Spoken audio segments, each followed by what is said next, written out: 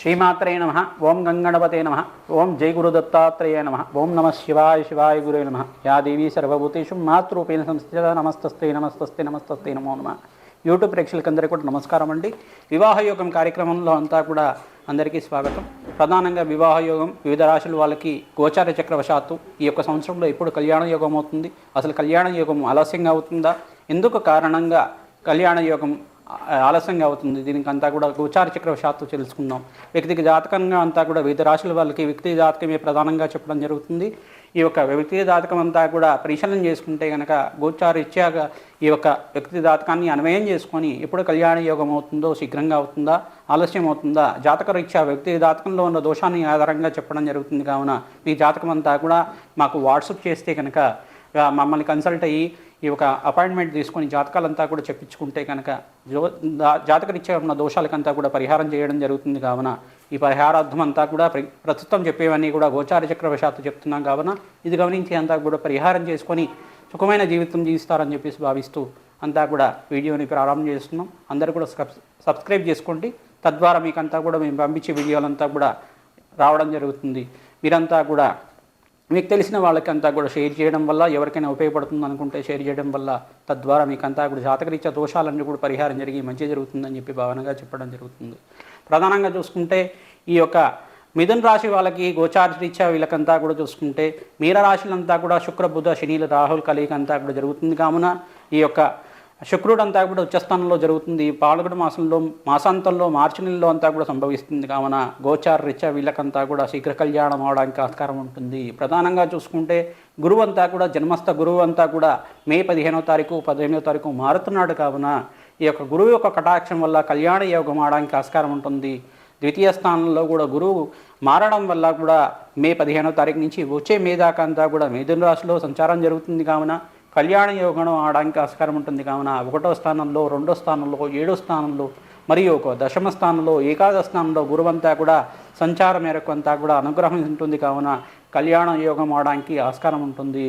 వీళ్ళకంతా కూడా ప్రధానంగా చూసుకుంటే ఈ యొక్క గురువు ప్రస్థానికి అయితే కనుక మిథున రాశిలో గోచారీత్యా ఈ యొక్క సంచారం అంతా కూడా మే 15వ తారీఖు జరుగుతుంది. కావున కళ్యాణ యోగానికి గురుకటాక్షం లభిస్తుంది. నిత్యం అంతా కూడా దత్తాత్రేయ ఆరాధన. జై గురు దత్తాత్రేయాయ నమః. ఓం స్మరణ మాత్రేణ సంతుష్టాయ జై గురు దత్తాత్రేయాయ నమః నామాన్నంతా కూడా జపం చేసుకోవడం వల్ల, గురుకటాక్షం వల్ల మీకు శీఘ్రంగా కళ్యాణ యోగం అవడానికి సప్తమాధిపతి అనుగ్రహం లభిస్తుంది. సప్తమ స్థానం అంతా కూడా కేంద్రంగా చెప్పడం జరుగుతుంది.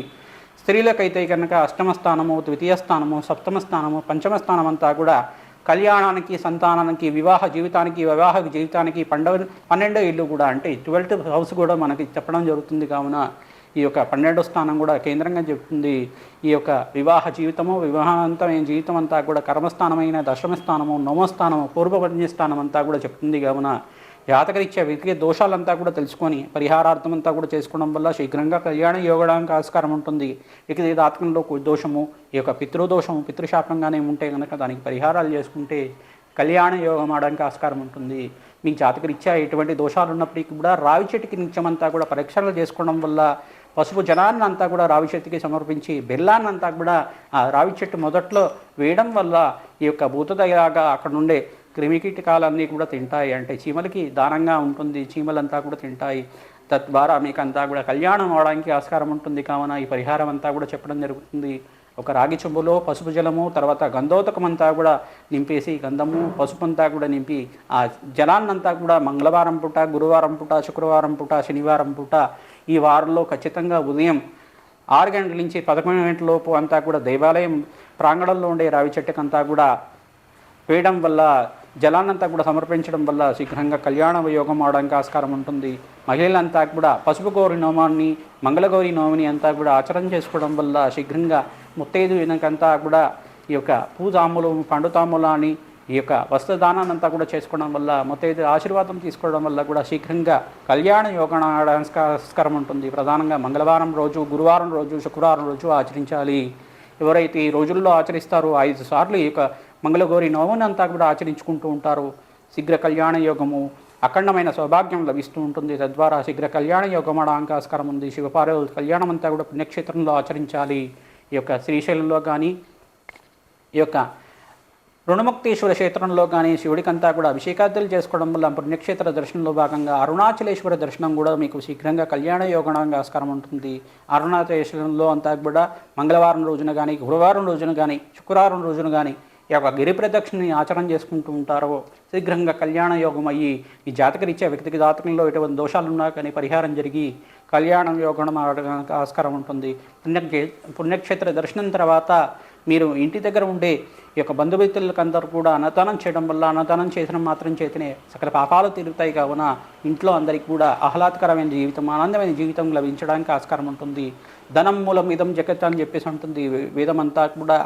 మీరు ధనాదాయాన్ని పెంచుకోవడానికి మార్గాలు వెతుక్కుంటూ ఉండాలి. తద్వారా మీకంతా కూడా ద్వితీయ స్థానాధిపతి యొక్కరంగా ఉంటే కనుక జాతకరీత్యా ఈ యొక్క కుటుంబాధిపతి ధనాధిపతి యొక్కరంగా ఉంటే కనుక ఆ యొక్క గ్రహ దోషాలంతా కూడా పరిహారం చేసుకుని కళత్ర యోగం నుంచి బయటపడి ఈ యొక్క కళత్ర దోషం నుంచి బయటపడి మీకంతా కూడా ఆనందకరమైన జీవితం జీవించడానికి ఆస్కారం ఉంటుంది. కావున కొంతమంది కళత్ర రాజయోగం జరుగుతూ ఉంటుంది. జాతకరీత్యా వ్యక్తి జాతకంలో కొంతమంది పెళ్ళి అయిన తర్వాత రాజయోగం కలుగుతూ ఉంటుంది.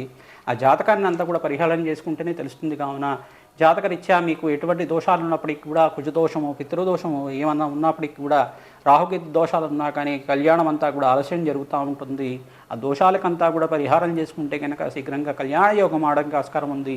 మే 15వ తారీఖు 2025 నుంచి మీకు వచ్చే మే లోపల కళ్యాణ యోగం అవటానికి ఆస్కారం ఉంటుంది. కావున ఇవి వ్యక్తిగత జాతకాలంతా కూడా ప్రధానంగా కేంద్రంగా చెప్పడం జరుగుతుంది.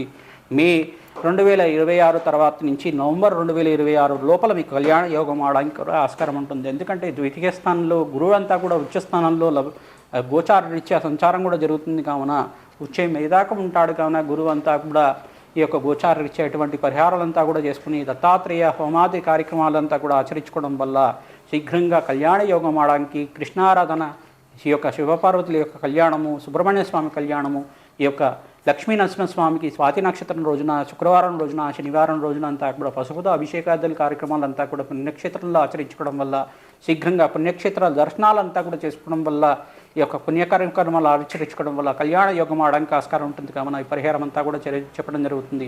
ప్రధానంగా మీరంతా కూడా విష్ణు సహస్రనామ పఠనం నిత్యం అంతా కూడా పఠనం చేసుకోవడం వల్ల ఓం నమో భగవతి వాసుదేవాయ నామాన్నంతా కూడా జపం చేసుకోవడం వల్ల కూడా శీఘ్రంగా పరిహారం అంతా కూడా జరిగి ఆనందమైన జీవితం జీవించడానికి ఆస్కారం ఉంటుంది. శ్రీరామ జయ రామ జయ జయ రామ కారుణ్య రామ నామాన్నంతా కూడా జపం చేసుకోవడం వల్ల కూడా కళ్యాణ యోగం కలగడానికి ఆస్కారం ఉంటుంది. శ్రీరామ జయ రామ జయ జయ రామ రామ కళ్యాణ రామ కారుణ్య రామ నామాన్నంతా కూడా జపం చేసుకుంటారో వాళ్ళకంతా కూడా కళ్యాణ యోగం ఆడడానికి ఆస్కారం ఉంటుంది. కావున దేవీంద్రాణి నమస్తుభ్రం దేవీంద్ర వివాహి వివాహ భాగ్యం ఆరోగ్యం పుత్రాన్ లాభంచ దేహిమే నామాన్నంతా కూడా జపం చేసుకోవడం వల్ల కూడా అనుగ్రహం లభించి ఇంద్రుడి యొక్క నామస్మరణం చేసుకోవడం వల్ల కూడా అనుగ్రహం లభించి ఓం నమో ఇంద్రదేవాయ నమః అనే నామాన్ని జపం చేసుకోవడం వల్ల అష్టదిక్పాలకుల అధిపతి అయిన ఇంద్రుడు, దేవతలకు అధిపతి అయిన ఇంద్రుడు అనే అనుగ్రహం వల్ల శీఘ్రంగా కళ్యాణం అనుగ్రహం కలిగి పరమేశ్వరుడు అనుగ్రహం కలిగి సకల దేవతల అనుగ్రహం కలిగి శీఘ్రంగా కళ్యాణం